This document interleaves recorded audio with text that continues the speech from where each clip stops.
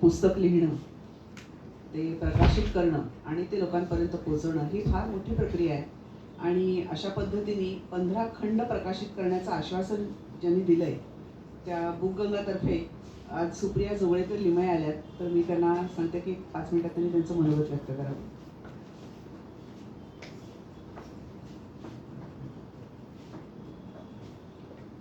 नमस्कार. व्यासपीठावरील मान्यवर, रसिक वाचक आणि सभागृहातील मान्यवर सर्वांना बुकगंगातर्फे माझा मनपूर्वक नमस्कार.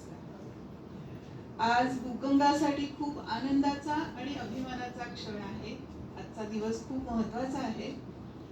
पुस्तकं प्रकाशित करणं हे आमचं कामच आहे, पण काही पुस्तकं ही नुसती प्रकाशित होत नसतात, तर एक विचार, एक संस्कृती आणि एक परंपरा पुढच्या पिढीपर्यंत पोहोचवण्याचं एक माध्यम असतं. आणि ते माध्यम म्हणजे आजचं हे डिवाइन वर्सेस अभंगगाथा हे पुस्तक ह्या त्यातलाच एक प्रकार आहे. आपण पुस्तकाची सगळी जर्नी काकांकडनं ऐकलेली, आम्ही त्यांना फडणीस काका असं प्रेमाने म्हणतो, तर मी परत ती रिपीट करणार नाही. पण या पुस्तकामध्ये आपल्याला मराठी अभंग, त्याचबरोबर त्याचं रोमन ट्रान्सलेशन आणि त्याचे सगळ्याचे QR कोड आपल्याला ऐकता येतील, वाचता येतील आणि त्याचं निरूपणही आपल्याला समजणार आहे. तर मी एक आजचे प्रमुख पाहुणे यांना एक विनंती करते की बुकगंगा परिवारातर्फे फडणीस काकांचा एक सन्मान देऊन त्यांना पुरस्कृत करावं.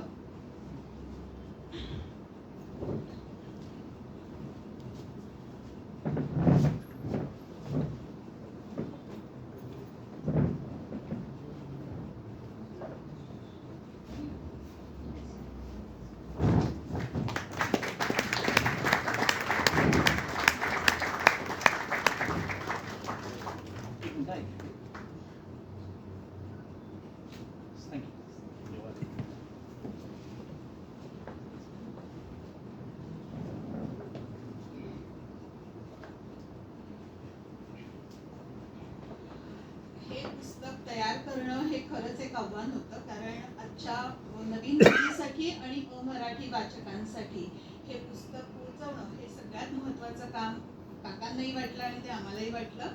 त्यासाठी त्यांनी संधी दिल्याबद्दल बुकगंगाला मी मनपूर्वक त्यांची कृतज्ञ आहे आणि त्यांच्या आशीर्वाद, त्यांचे शुभेच्छा आम्हाला लाभोत ही विनंती करते. त्याचबरोबर 2010 मध्ये बुकगंगाची सुरुवात झाली. भारतीय साहित्याचा प्रचार आणि प्रसार या उद्देशानं साखरपा, कोकणातलं एक छोटंसं गाव, साखरपा, रत्नागिरी आणि पुणे, मुंबई आणि अमेरिका इथपासून प्रिंट बुक, ई बुक आणि ऑडिओ बुक या माध्यमातून साहित्याची गंगा वाहती ठेवण्यासाठी बुकगंगा प्रयत्नशील आहे.